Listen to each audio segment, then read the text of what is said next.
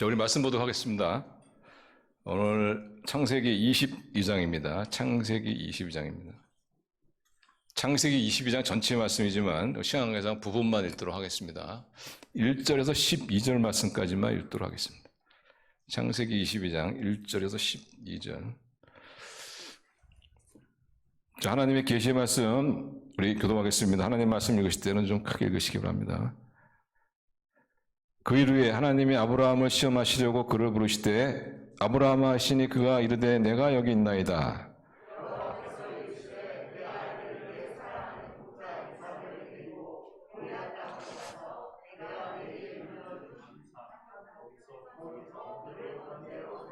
아브라함이 아침에 일찍 일어나 나귀의 안장을 지우고 두 종과 그의 아들 이삭을 데리고 번제에 쓸 나무를 쪼개어 가지고 떠나 하나님이 자기에게 일러주신 곳으로 가더니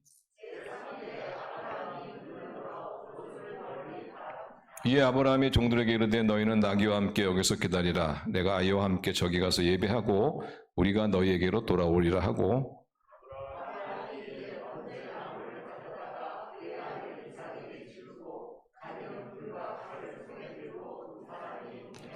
이삭이 그 아버지 아브라함에게 말하여 이르되 내 아버지여 하니 그가 이르되 내 아들아 내가 여기 있노라. 이삭이 이르되 불과 나무는 있거니와 번제할 어린 양은 어디 있나이까.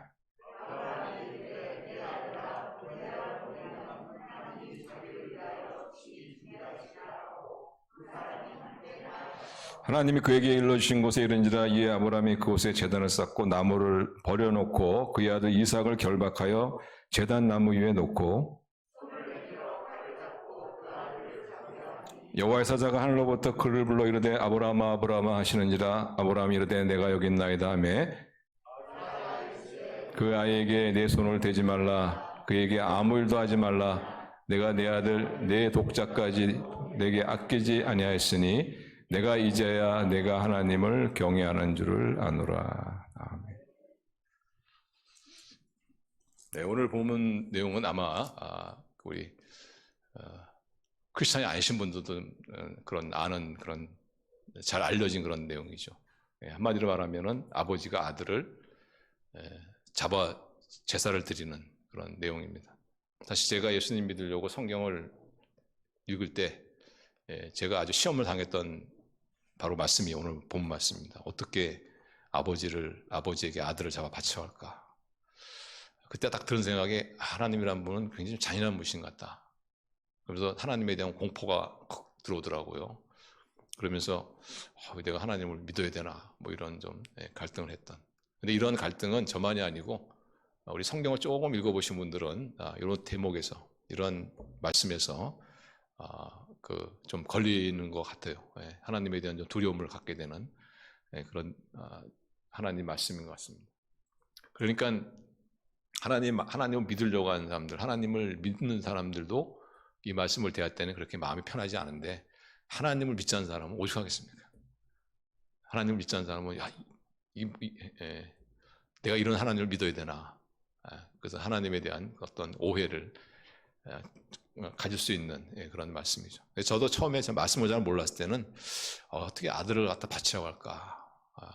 이런 하나님이 굉장히 좀 두려웠었는데 내가 이제 하나님의 은혜를 받고 하나님 말씀을 제가 좀 더 이렇게 밝게 알면서 조금 더 잘 알면서 하나님은 정말 좋으신 분이구나 하는 이런 결론에 도달하게 되었습니다. 그래서 우리 성도님들도 우리 하나님이 얼마나 좋으신 분인지 전혀는 하나님의 공포의 하나님에 대한 어떤 이미지를 줬다면 그건 잘못된 이미지고 성경적으로 오늘 본 말씀이 주는 하나님의 바른 이미지는 뭐냐면 하나님은 정말 좋으신 분이구나 하는 그런 우리 하나님을 새롭게 발견하는 그런 은혜의 시간이 되기를 바랍니다. 오늘 본문 말씀 이렇게 보시면은 자 1절 제가 읽을게요. 그 일 후에 하나님이 아브라함을 시험하시려고 그를 부르실 때 아브라함아 하시니 그가 이르되 내가 여기 있나이다. 하나님께서 아브라함을 시험했다고 했죠. 하나님께서 아브라함을 시험하려고 이렇게 부르셨습니다. 그때 어떤 시험 내용이 뭐냐면은 2절 나오죠. 여호와께서 이르시되 내 아들 내 사랑하는 독자 이삭을 데리고 모리아산으로 가서 내가 내게 일러 준 한 산 거기서 그를 번제로 드리라. 하나님께서 시험하시는데 그 시험의 테스트의 내용은 정말 아브라함으로서는 참 감당이 어려운 그런 시험이었죠. 아들 이삭을 나에게 바쳐라, 이런 시험이었습니다. 여기서 보시면은 모리아 산이라고 되어 있죠. 한 산에서 거기서 제사를 드렸는데, 이 산이 어떤 산이냐면은 바로 이 산 위에 성전이 지어집니다. 성전이. 그래서 그 역대하 3장 1절 보시면 이렇게 나와요. 역대하 3장 1절, 솔로몬이 예루살렘 모리아 산에 여호와의 전 건축하기를 시작하니 그것은 전에 여호와께서 그의 아버지 다윗에게 나타나신 것이요 여부스 사람 오르단의 타작마당에 다윗이 정한 곳이라. 그러니까 바로 이 산에서 제물로 바쳐라, 이렇게. 이런 하나님의 명령에, 하나님의 이런 명령에 아브라함이 어떤 반응을 보이냐면은 놀랍게도 순종을 합니다. 순종해요. 그래서 그 명령을 딱 듣고 나서 바로 그 다음날부터 3일 동안 하나님께서 지시한 그 산, 모리아산 아들 이삭을 바치려고 떠납니다. 그게 3절 4절이죠. 아브라함이 아침에 일찍 일어나 나귀 안장을 지우고 두종과 그의 아들 이삭을 데리고 번제에 쓸 나무로 쪼개어가지고 떠나 하나님이 자기에게 일러 주신 곳으로 가더니 제3일에 아브라함이 눈을 들어 그곳을 멀리 바라보면서, 3일이니까 이제 사흘 동안을 여행을, 이 사흘 동안을 아들을 바치기 위해서 모리아산을 향해서 가는 그때 아브라함의 심정은 아마 여러 가지로 좀 힘들었을 겁니다. 좀 착잡했을 것입니다. 특별히 그 아브라함은 좀 이해하기 어려웠을 거라고 저는 생각해요. 하나님은 분명히 아들을 통해서 큰 민족을 이루게 하신다고 하셨는데, 근데 그 아들을 갖다 이제는 바치라고 하시니, 그럼 하나님이 어찌 된 일이냐? 하나님이 약속을 어기는 것이냐? 그럼 아예 처음부터 아들을 주시지 마시지. 또 달라고 하는 그 도로 뺏어가는 그 아들을 뭘로 주셨을까 하는 여러 가지 좀 그런 마음의 갈등들이 많이 있었을 것입니다. 그런데 그럼에도 불구하고 아브라함은 그래도 하나님이 명령이니까 순종해야지. 이런 믿음과 플러스 하나님 분명히 신실하신 분인데, 그건 절대 약속을 어기는 분이 아닌데, 그렇다면 하나님께서 아들을 바치고 하실 때는 반드시 어떠한 방법이든 간에 아들을 돌려주실 것이다 라는 그런 하나님에 대한 믿음, 하나님의 믿음이 있었죠. 어떻게 알 수 있냐면은 5절에 보시면 그걸 발견합니다. 5절 보시면 이에 아브라함이 종들에게 이르되 너희는 나귀와 함께 여기서 기다리라. 내가 아이와 함께 저기 가서 예배하고 그 다음에 뭐예요? 우리가 너에게로 돌아가. 그러니까 아브라함은 종에게 우리가 가서 예배하고 이삭과 함께 내가 다시 돌아오겠다는 것입니다. 그러니까 이미 아브라함의 마음 가운데는 하나님은 신실한 분이기 때문에 반드시 약속을 지키는 분이기 때문에 하나님께서 이삭을 바치라 했을 때는 뭔가 어떤 방법이든 간에 그 이삭을 돌려주실 것이다 라는 그런 믿음이 있었기 때문에 그렇죠. 이 믿음이 뭐냐? 이게 바로 부활의 믿음입니다. 부활의 믿음. 그래서 히브리서 기자는 히브리서 11장 19절에 이렇게 얘기합니다. 우리 같이 읽습니다. 시작. 그가 하나님이 능히 이삭을 죽은 자 가운데서 다시 살리실 줄을 생각한지라 비유컨대 그를 죽은 자 가운데서 도로 받은 것이니라. 그래서 아브라함은 그 종들에게 너희는 여기 있어라. 우리가 가서 제사하고 같이 돌아오겠다. 이삭을 데리고 같이 오겠다 하면서 이삭을 데리고 갑니다. 6절 보시면 아브라함이 이에 번제나무를 가져다가 그의 아들 이삭에게 지우고 자기는 불과 칼을 손에 들고 두 사람이 동행하더니 이삭이 그 아버지 아브라함에게 말하 이르되 내 아버지가 아니 그가 이르되 내 아들아 내가 여기 있노라. 이삭이 이르되 불과 나무는 있거니와 번제할 어린 양은 어디 있나이까. 아마 이때 이 아들에게 이런 얘기를 들었을 때 아브라함의 마음이 아마 찢어질 것 같습니다. 불과 이 칼은 있는데 근데 제사에 쓸 양은 어디 있습니까? 양은 어디 있어요? 너지 너. 이삭이지. 근데 그 아버지로서의 그 심정이 참 많이 아팠을 것 같아요. 그래서 아브라함이 이렇게 얘기합니다. 8절 보시면 아브라함이 이르되 내 아들아 번제할 어린 양은 하나님이 자기를 위하여 친히 준비하시라 하고는 두 사람이 함께 나가서 하나님이 그에게 일러주신 곳에 이른지라. 이에 아브라함이 그곳에 제단을 쌓고 나무를 벌려놓고 그의 아들 이삭을 결박하여 제단 나무 위에 놓고. 그러니까 여기서 우리가 볼 수 있는 것은 아브라함도 믿음이 좋지만 그 아들 이삭도 믿음이 아버지의 믿음 못지않다 하는 걸 알 수가 있죠. 이때 아브라함의 나이가 120세입니다. 이때 이삭의 나이가 15세에서 19세 정도로 추정이 되는데 15세, 19세면 얼마나 힘이 셀 때입니까?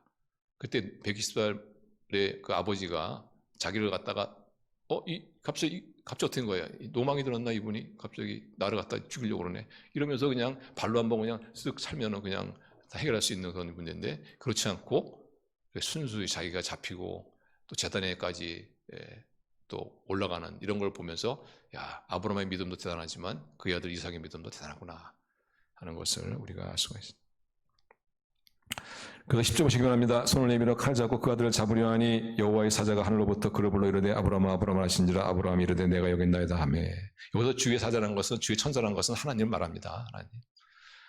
하나님께서 굉장히 다급했던 것 같아요. 아브라함이 진짜 칼을 들어가지고 막 내리치려고 하니까, 막 잡으려고 하니까. 여기서 드리는 이 제사를 번제라고 그랬죠. 번제라는 것은 뭐냐? burnt offering. 태워서 드리는 겁니다. 그러니까 제물을 잡아서 각을 뜨고 똥을 빼고 가죽을 벗기고 내장을 씻고 이렇게 해가지고 탁 제단에 올려놓고 거기다가 밑에다가 나무를 넣고 불을 넣어가지고 태워서 올려. 그러니까 아들을 태워서 죽이는. 근데 아브라함이 그런 제사를 드리려고 칼을 치려고 할 때, 그때 하나님께서 얼마나 다급하셨는지 아브라함아 아브라함아 스탑 했단 말이죠. 그리고 나서 이런 일이 일어납니다. 12절 13절 보시면 사자가 이르시되 그에게 손을 대지 말라. 내 손을 대지 말라. 그에게 아무 일도 하지 말라. 내가 내 아들 내 독사까지도 내게 아끼지 않았으니 내가 이제야 내가 하나님을 경외한 줄을 아노라. 아브라함이 눈을 들어 살펴본 적 한 순양이 뒤에 있는데 뿔이 숯불에 걸려 있는지라 아브라함이 가서 그 순양을 가져다가 아들을 대신하여 번제로 드렸더라.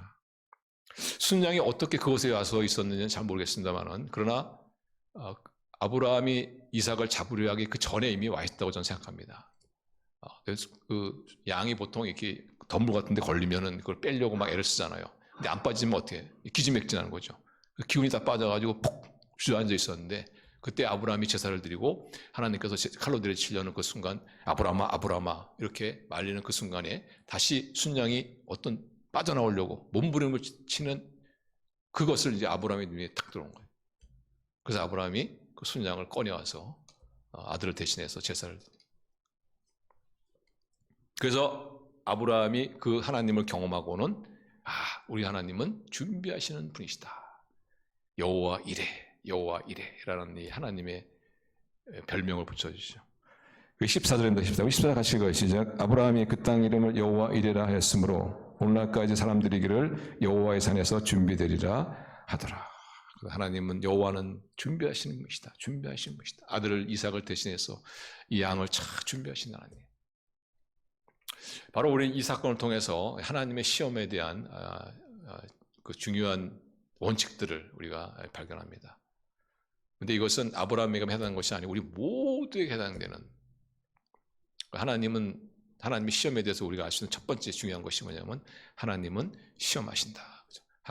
우리는 하나님이 우리를 사랑한다. 하나님이 우리를 축복한다. 이러면은 아주 듣기 좋은데, 마음도 편안한데, 그런데 하나님이 나를 시험한다. 그러면은 뭔가 불편하죠. 나를 시험하신다. 근데 하나님께서는 시험하십니다. 우리 한 사람 한 사람을 시험하십니다. 하나님께서 아브라함을 시험했던 것처럼 1절 보시면 하나님께서 아브라함을 시험. 1절 그 일 후에 하나님이 아브라함을 시험하시려고. 근데 나중에 제가 말씀드리겠지만은 하나님의 시험은 절대 죄짓게 하는 시험이 아닙니다. 다시 말하면 영어로 말하면 temptation이라고 그러죠. 어떤 유혹해서 죄를 짓게 하는, 잘못된 길을 가게 하는 그런 것이 아니고, 하나님의 시험은 뭐냐? 테스트라고 합니다. 하나님께서는 우리를 테스트하세요. 왜 테스트하시냐? 여러 가지 이유가 있겠지만 크게는 두 가지입니다. 하나는 우리를 쓰시려고. 하나님께서 우리를 사용하기 전에 먼저 우리를 테스트하세요. 내가 누구를 쓰려고 하는데 혹시 일을 맡겼다가 깽판치면 어떻게 할까? 하기 전에 먼저 하나님께서 그것을 방지하기 위해서 먼저 테스트를 하십니다. 그러니까 하나님께서 우리를 크게 한번 좀 멋있게 한번 쓰시기 위해서 우리를 테스트한다. 그러니까 하나님의 테스트는 좋은 거예요, 나쁜 거예요? 좋은 거죠.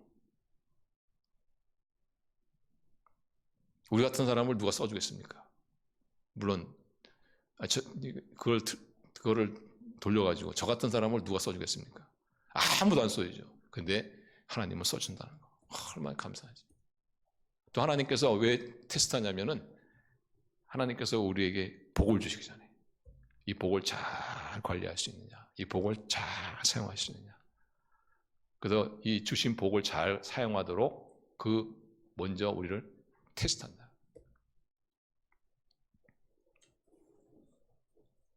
그래서 이거를 우리가 알게 되면은 하나님은 공포의 하나님이 아니고 좋으신 하나님이구나 하는 것을 알 수 있지 않습니까? 우리를 테스트한 이유가 우리에게 복을 주시기 전에, 우리를 쓰시기 전에, 그래서 우리를 알아보는 건데 그게 얼마나 좋은 거예요. 우리가 그렇잖아요. 그 모든 회사 같은 경우는 품질을 검사하는 데가 있잖아요. 제품이 나와서 시중에 나가기 전에 먼저 반드시 검사하지 않습니까? 반도체 같은 경우에도 이 고온에서 이것이 잘 견디나, 또는 영하의 날씨에서 이것이 잘 견디나, 이런 것들을 다 테스트하지 않습니까? 그래서 이 시험이 다 통과되어져서 제품이 문제가 없구나. 그럼 그때 이제 이것을 판매하기 시작하잖아요. 하나님도 마찬가지예요. 하나님께서 우리를 쓰시기 전에 먼저 테스트하십니다. 하나님께서 우리에게 복을 주시기 전에 먼저 테스트하십니다.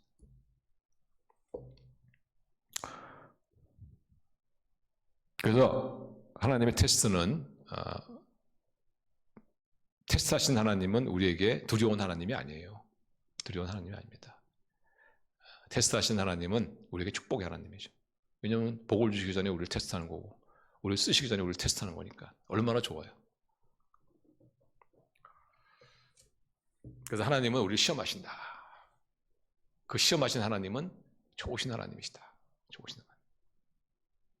아무도 안 써준 나를 갖다 쓰시기 위해서 테스트하시고, 아무도 나에게 아름다운 것을 주지 못하는데 하나님은 그 아름다운 걸 주시기 위해서 테스트하니까 얼마나 좋습니까? 테스트를 못 받는 게 불쌍한 거죠. 테스트를 못 받는 사람이 불쌍한 사람이에요. 테스트 못 받는 사람. 너는 아무짝에도 쓸모없다. 테스트 자체도 없으면 얼마나 그게 불행한 거예요. 그러니까 하나님의 테스트는 소위 말하면 덤입니다. 덤. 얼마나 좋은 거죠. 두 번째, 하나님의 테스트에 대해서, 시험에 대해서 우리가 깨닫는 것이 뭐냐면, 하나님은 우리를 테스트하실 때 무엇을 가지고 테스트하시냐면 우리가 가장 중요하게 생각하는 걸 가지고 테스트한다. 그래서 아브라함에게서 이 대목에서 가장 중요한 게 뭘까요? 이삭이죠. 아브라함이 100세에 낳은 아들, 하나밖에 없는 아들. 몇 년을 기다렸어요? 25년. 25년을 기다렸어요. 25년이면 얼마나 긴 세월입니까? 강산이 2번 반 변한 세월. 그래서 얻은 아들, 그 얻은 아들이 이 대목에서는, 이 시점에서는 거의 이제 우상이 되었어. 우상이 되어가고 있어. 우상이. 그래서 그 아브라함을 수식하는 그런 수식 어구를 보면은 재밌습니다. 자, 2절 보시면, 2절 보시면, 여호와께서 이르시되 내 아들, 내 사랑하는 독자 이삭을, 그냥 이삭 이렇게 안 하고 내 사랑하는 내 아들, 내 사랑하는 독자 이삭을 데리고. 그러니까 이 아브라함, 하나님이 보시기에도 아브라함에게 있어서 이삭은 거의 우상이죠. 우상. 그래서 하나님께서는 무엇을 가지고 테스트하시냐면, 내가 생각할 때 가장 중요한 것을 가지고 테스트합니다. 여러분, 하나님보다 더 중요한 것이 무엇입니까? 우리는 그것을 무엇이라고 부릅니까? 우상이라고 하죠. 하나님보다 사랑하는 것 우상입니다. 하나님보다 더 귀 여기는 것이 우상입니다. 그래서 어떤 사람에게 사업 자체가 우상이에요. 그런데 그런 사람에게 하나님께서 탁 맡겨놓으면 어떻게 됐습니까? 하나님의 뜻과 사업의 어떤 그런 것들이 충돌할 때 당연히 하나님의 뜻을 저버리지 않겠냐 말이에요. 왜냐하면 사업이 우상이니까. 어떤 분 같은 경우에는 배우자가 우상이에요. 어떤 분 같은 경우에는 가장 어떤 절친, 친구가 또 우상일 수가 있어요. 그래서 같이 주님의 일을 하다가 한 사람이 주님의 일을 안 하면은 주님의 사역을 놓는 경우도 있어요. 왜 그렇습니까? 그 상대방의 그 배우자가 우상이기 때문에, 하나님보다 더 중요한 분이기 때문에. 그래서 하나님께서는 먼저 우리에게 큰 일을 맡기기 전에, 또는 우리에게 큰 복을 주시기 전에 먼저 우리를 테스트하는 거예요. 무엇을 가지고? 내가 가장 중요하다고 생각하는 그것을 가지고 테스트합니다. 그래서 하나님이 선택하라는 겁니다. 내가 이 사람을, 이것을 가장 나보다 더 중요한 것으로, 나보다 더 중요한 소중한 것으로 생각하느냐, 어떻게 할 거냐, 선택하라는 거예요.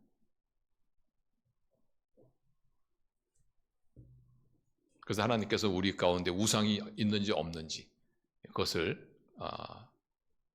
테스트하시죠. 왜냐하면 우상은 반드시 우리를 실망시킵니다. 우상은 반드시 우리를 파멸의 길로 인도합니다. 마치 우상을 의지한다는 것은 뭐 같으냐면은, 여러분 연극을 위해서 꾸며놓은 무대 있잖아요. 그 두꺼운 마분지로 이렇게 세우는 벽 같은 거, 그 벽을 기대는, 그 벽에 기대는 것과 똑같은 거예요. 반드시 넘어지게 되어 있어요. 반드시 실망시킵니다. 여러분이 하나님보다 더 아들을 중요하게 여기잖아요. 그 아들이 반드시 당신을 실망시킬 겁니다. 그래서 우리가 의지할 분은 우리 하나님인 것을 여러분 믿으시기 바랍니다. 하나님을 의지하면서 상대방을 사랑하고 섬기고, 그러니까 어찌되었든 간에 하나님보다 더 사랑하면 안 돼.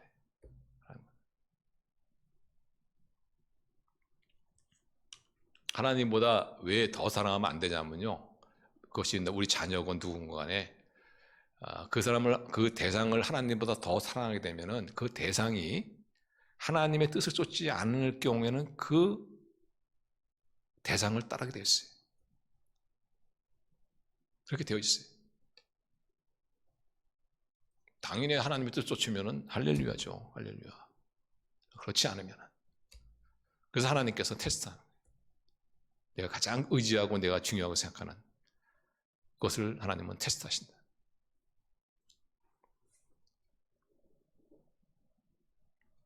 그래서 우리 성도님들, 우리 배우자도 그렇고, 우리 가족도 그렇고, 우리 주위에 친한 분도 그렇고, 그냥 이해하고 그냥 사랑해야 될 그런 대상이지, 완전히 하나님보다 더 의지한 그런 배우자도 그렇습니다. 하나님보다 의지해서는 안 돼요.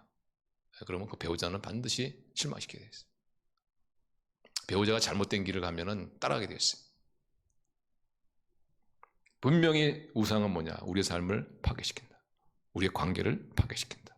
반드시 우상은 우리를 실망시킨다. 실망시키지 아니하시는 우리 하나님만이 우리의 의지의 대상인 것을 여러분 믿으시길 바랍니다. 그래서 하나님께서는 그걸 아시기 때문에 우리가 가장 중요한 것, 그것을 가지고 우리를 테스트하세요. 테스트. 그걸 아셔야 합니다. 테스트를 잘 통과하려면은 하나님은 그래서 지금 내가 특별히 어떤 어려움, 특별히 내가 잘못하는 것도 없는데 내가 그것도 하나님 사랑하고 신실하게 신앙생활을 하려고 잘하는데 왜 나에게는 어려움이 있지? 왜 나에게는 어떤 힘든 상황이 있지? 그럴 때는 여러분 생각하세요. 하나님이 테스트하는 거 아닌가? 하나님이 테스트 아닌가? 하나님께서 나에게 어떤 큰 일을 맡기시려고 하시는 것이 아닌가? 하나님께서 나에게 큰 복을 주시려고 이러신 것이 아니냐? 그래서 내가 지금 겪고 있는 가운데 내가 가장 소중하게 생각하는, 내가 가장 중요하게 생각하는 이것을 가지고 하나님께서 나를 지금 테스트하고 있는 것이 아니냐? 그런 영적인 이 감각이 있어야 돼. 영적인 감각.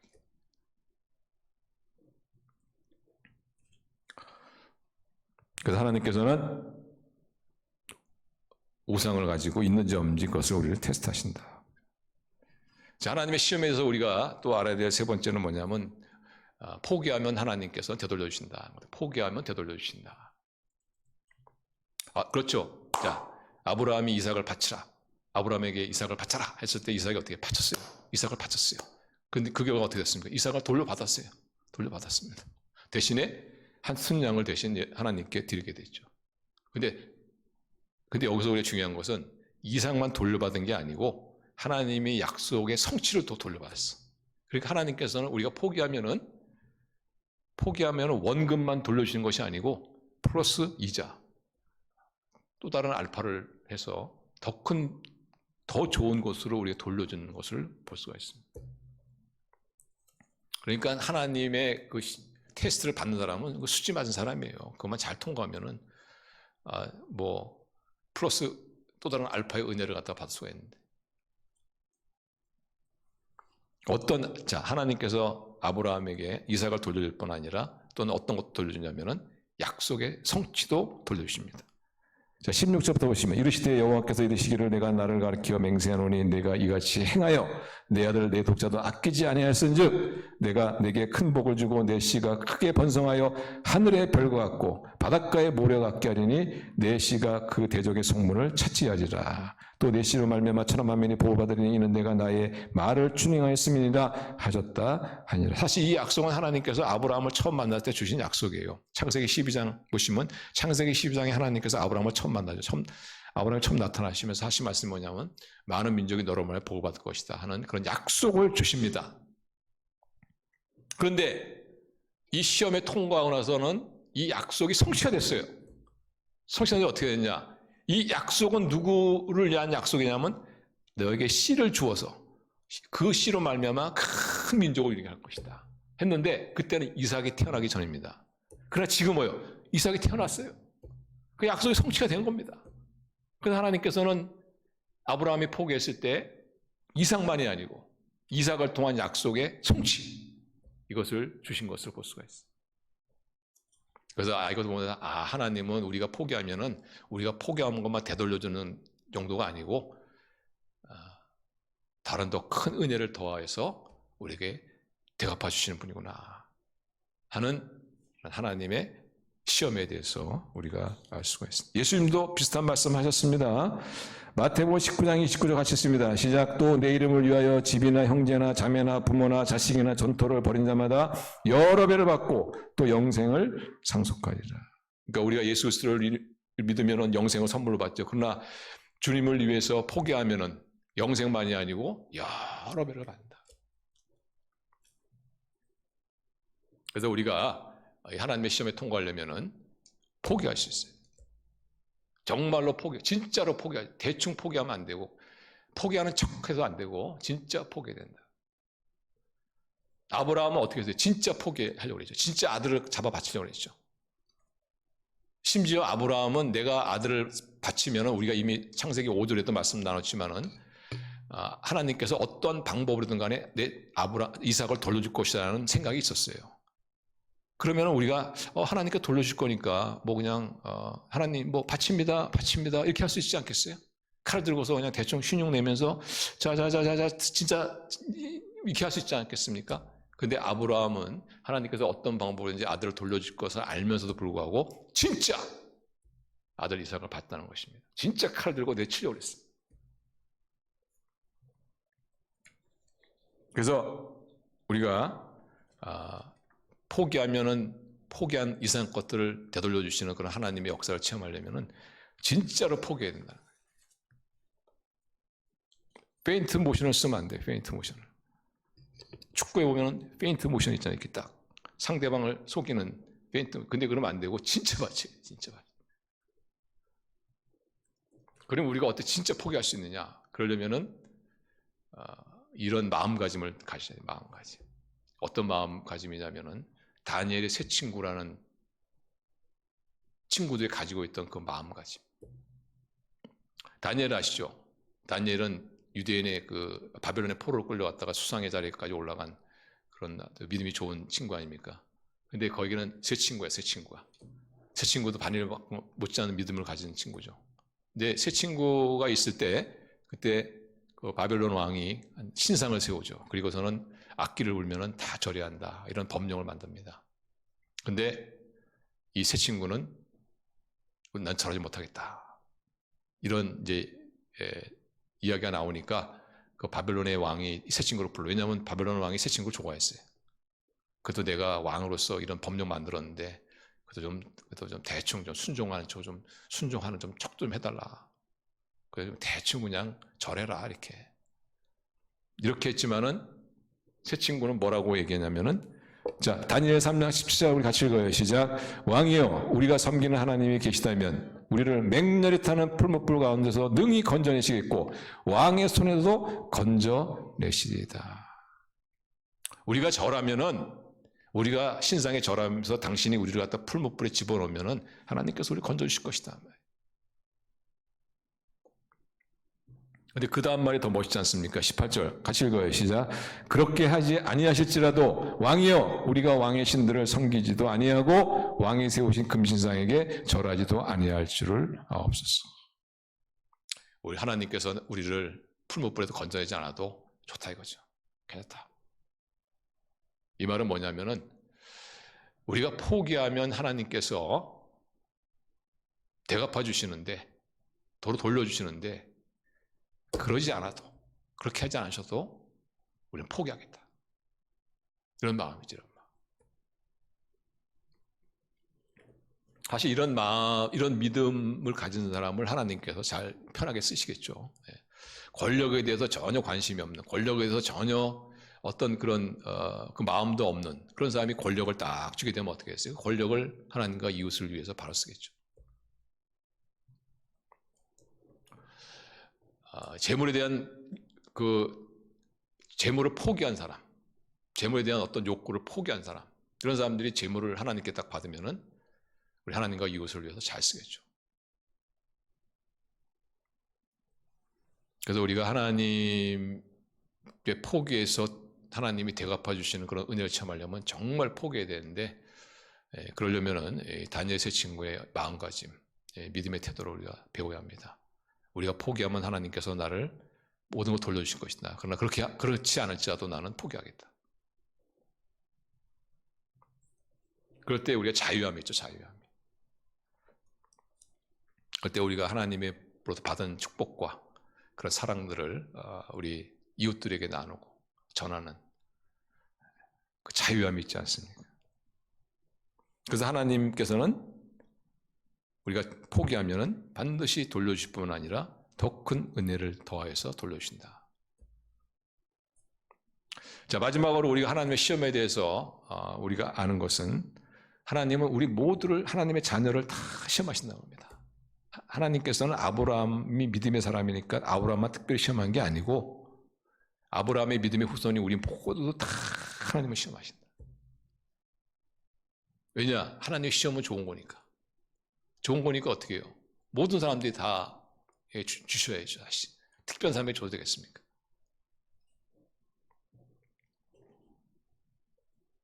특별히 우리 하나님의 자녀들은 가장 하나님께 귀한 사람들 아닙니까?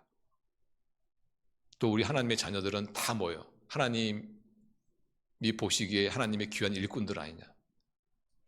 하나님의 백성들은 다 일꾼들이, 다 하나님의 일꾼들. 하나님이 다 쓰시길 원하시고, 하나님이 다 복을 주시길 원하시고, 성령의 은사를 다 베풀어 주시길 원하시고. 왜냐하면 하나님의 일꾼들이니까, 가장 귀한 존재들이니까. 그래서 특별히 그 비싼 제품 같은 경우에는 더 철저하잖아요. 이 제품이 정말 하자가 없는지 철저히 점검하지 않습니까? 그래서 우리 하나님께서는 우리 하나님의 자녀들을 다 시험하신다.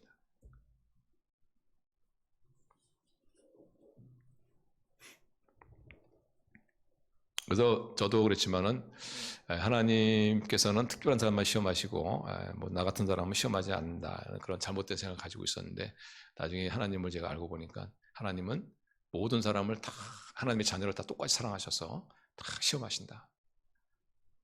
그래서 여러분 자신도 시험하신다.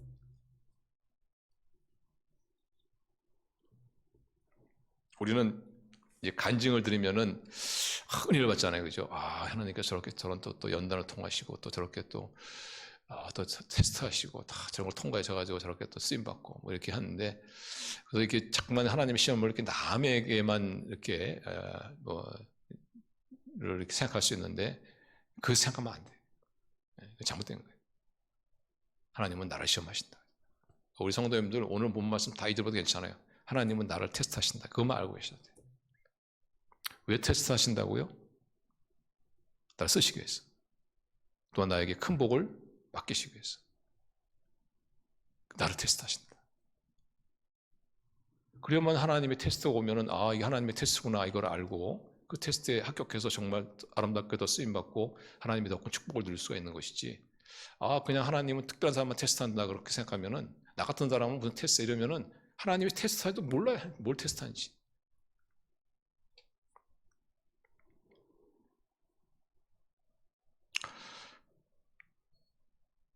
우리가, 하나님은 우리 모든 사람을 쓰시기 위해서, 복 주시기 위해서 우리를 테스트하시는데, 그럼에도 불구하고 내 삶, 나는 거의 하나님의 테스트를 내가 받아본 적이 없는 것 같다.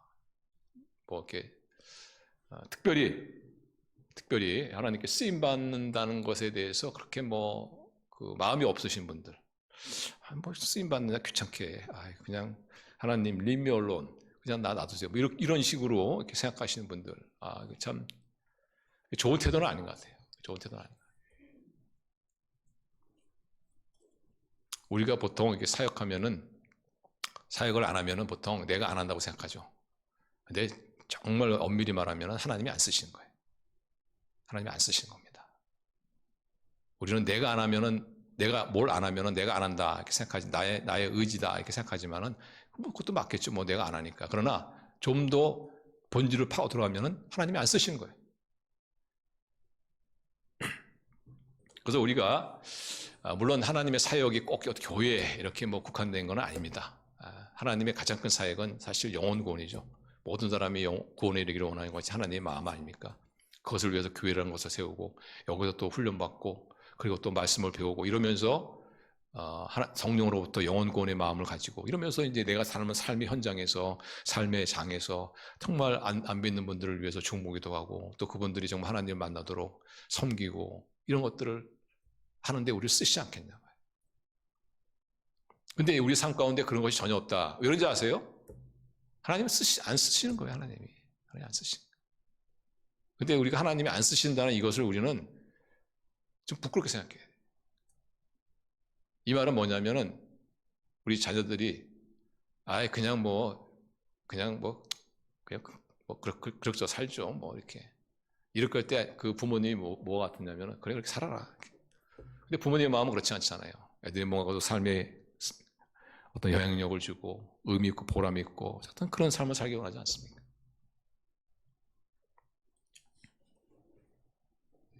그러면 왜 우리가 하나님께 하나님께 내가 하지 않는 것이 아니고 하나님께서 우리를 안 쓰시는 것이 왜 그러냐? 근데 가장 중요한 이유는 포기하지 못해서 그래요. 포기하지 못했어. 내 시간을 포기하지 못하고 나의 편안함을 포기하지 못하고 나의 재물을 포기하지 못하고 하나님께서는 네가 포기하면 플러스 알파에서 더 갚아주시고 하신다는데 포기하지 못하는 거예요.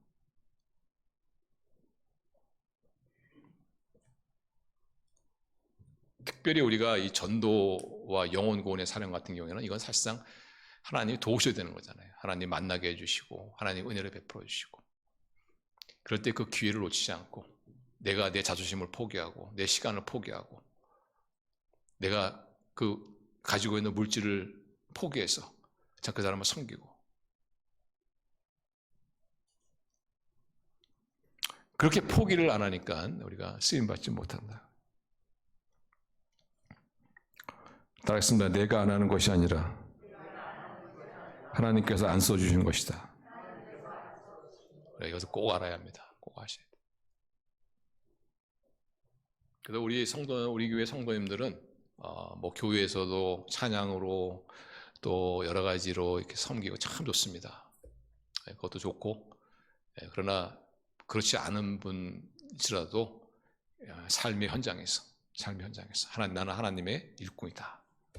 하나님께서 나를 쓰시기 원한다. 그래서 하나님께서는 어떤 내가 가장 중요한 것을 가지고 나를 테스트하신다. 이런 생각을 꼭 가지고 계셔야 돼요. 그래서 하나님의 테스트에 합격하시기를 바랍니다. 쓰임 받으시기를 바랍니다. 우리가 하나님께 영원히 쓰임 받는 게 얼마나 사실 큰 축복입니까? 제가 이재명이 아니지 갑자기 이재명이다. 삼성 그 사장이 누구예요? 예? 이재용 비슷해. 이재용 분 찾아가지고 좀 써주세요. 그러면 저 써주시겠어요 그분이? 그냥 쉬세요 이렇게 하겠지. 그런데 할렐루야 하나님께서 너를 쓰십니다. 하나님께서 영원한 일을 쓰신다는 게 얼마나 감사한지 말이에요.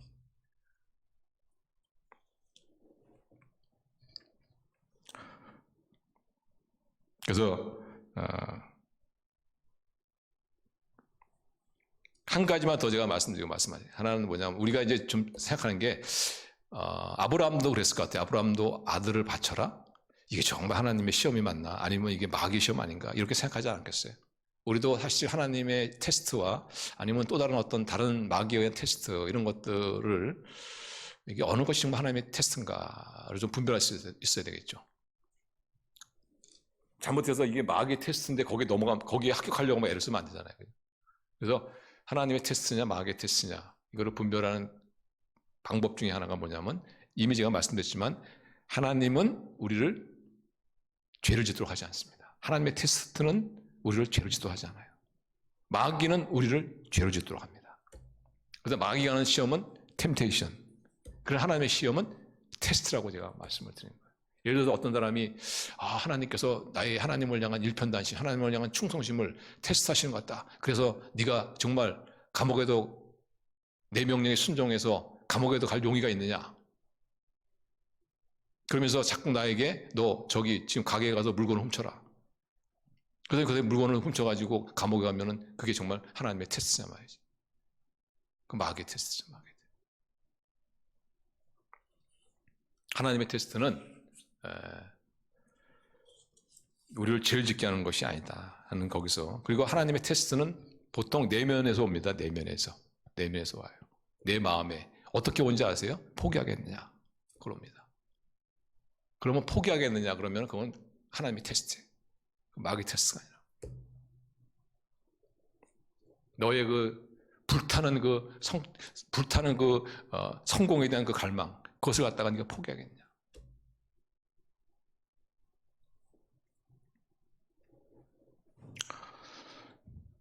그래서 제가 아는 읽은 책 중인데 하버드 대학을 다니다가 도중에 그걸 그만두고 선교사로 가신 분의 그런 선교사님 이야기가 있더라고요. 제가 그 책을 다 읽지 못했지만은 그분이 그런 케이스죠.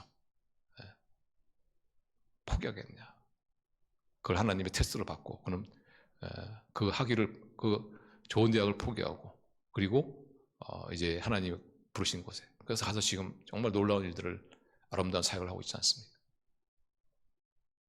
그래서 하나님의 테스트는 보통 포기입니다. 포기. 나의 자존심을 포기하고 나의 이기심을 포기하고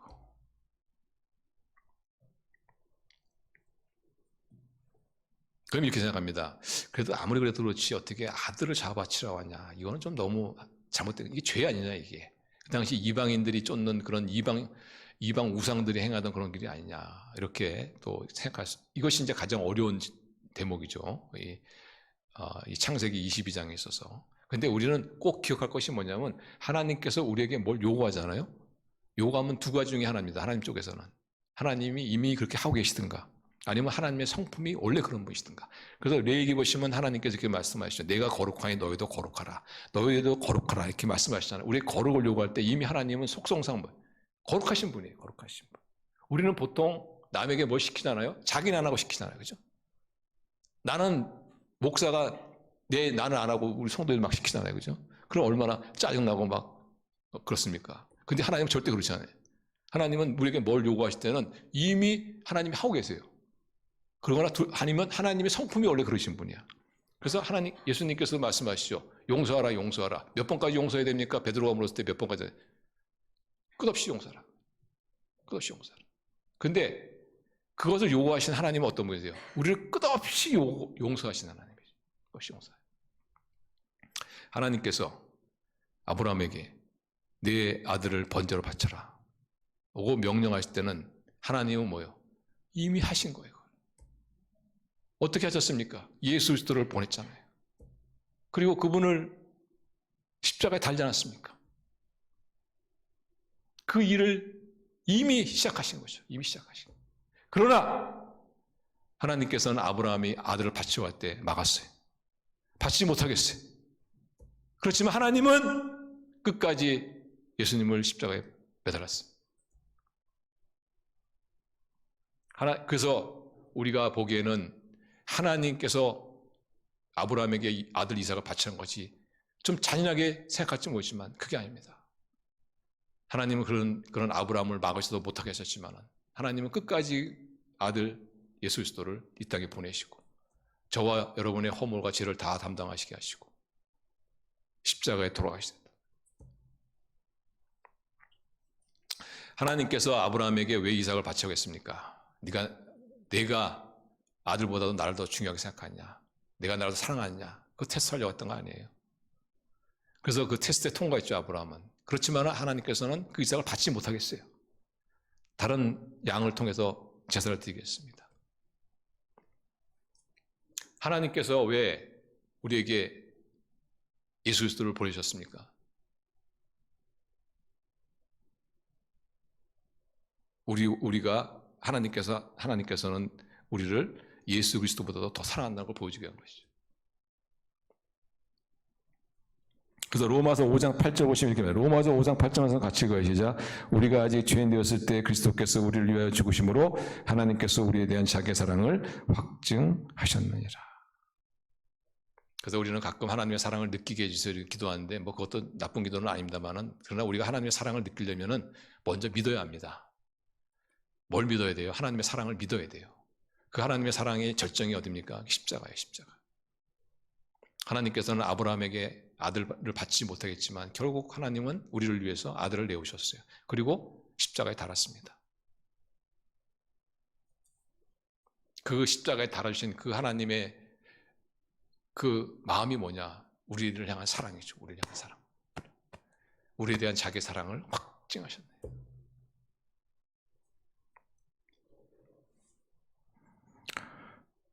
그래서 우리 성도님들, 우리 하나님께 이렇게 뭐 어떤 필요를 놓고 기도하는데 하나님 응답이 없는 것 같다 이런 생각 드시면 절대 그런 생각하지 마세요. 왜냐하면 아들도 아낌없이 내어주신 하나님께서 우리의 필요한 것을 다 내어주지 않겠냐. 우리의 필요를 채우지 못하는 것에 대한 조금의 의심도 갖지 마시고 그런 기도가 자꾸 이렇게 좀 지연되어지면은 하나님께서 또 다른 놀라운 일을 행하신 것이 아니냐 이렇게 생각이 전개가 돼야 되는.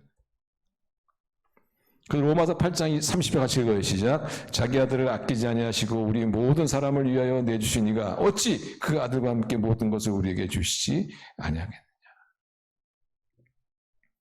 어쩌면 우리 가운데 뭐 특별한 뭐 문제도 없는 것 같은데 또 내가 하나님 참 뜻대로 살려고 또 조금이지만 애를 살고 있는데 어떤 어려움이 있다면은 한번 생각하세요. 하나님의 테스트가 아닌가 한번 생각하세요. 하나님께서 나를 쓰시겠어. 하나님께서 나에게 복을 주시겠어. 하나님께서 나를 테스트하는 것이 아니냐. 어떻게 그것을 테스트를 통과할 수 있습니까? 가장 중요한 것이 포기하는 겁니다. 포기하는. 그러면 하나님께서 어떻게 해요? 내가 포기한 것을 되돌릴 뿐 아니라 더 큰 그런 은혜를 돌려주신다는 것. 그걸 꼭 믿으시고. 우리 성도님들은 좀 하나님의 마음을 향해서 좀 적극적인 그런 모습이 필요한 것 같아요. 우리 적극적인 믿음이라고 저는 이렇게 말씀을 드리고 싶은데 좀 하나님께 쓰임 받고 싶다 이런 좀 태도가 필요한 것 같습니다. 하나님께 쓰임 받고 싶다. 우리 모두를 통해서 하나님은 하나님 나라를 확장하기를 원하시고 하나님 나라를 세우기를 원하지 않습니까? 내가 어떤 삶의 영역에서 거기서 우리 하나님의 부유하심을 전하는 우리의 삶을 부욕케 하셔서 하나님의 부유하심을 전하게 하신 아무튼 어떤 형태든 간에 우리 하나님께서는 우리를 쓰시기를 원하시는데 우리는 그런 하나님의 마음을 너무 모르는 것 같아요. 우리는 꿈이 너무 작은 것 같아요. 하나님은 우리를 좀 크게 의미 있게 가치 있게 영광스럽게 참 이게 삶을 쓰시기를 원하시는데 우리 부모님들이 자녀들의 삶이 더 가치 있고 더 자랑스럽고 더 영광스러운 삶을 살기 원하는 것처럼 우리 하나님께서도 우리 한 사람 한 사람의 삶이 더 가치 있고 의미 있고 보람 있고 참 기쁨의 이런 삶을 살기를 원하시는데 그런 하나님의 마음을 우리가 너무 모르지 않느냐.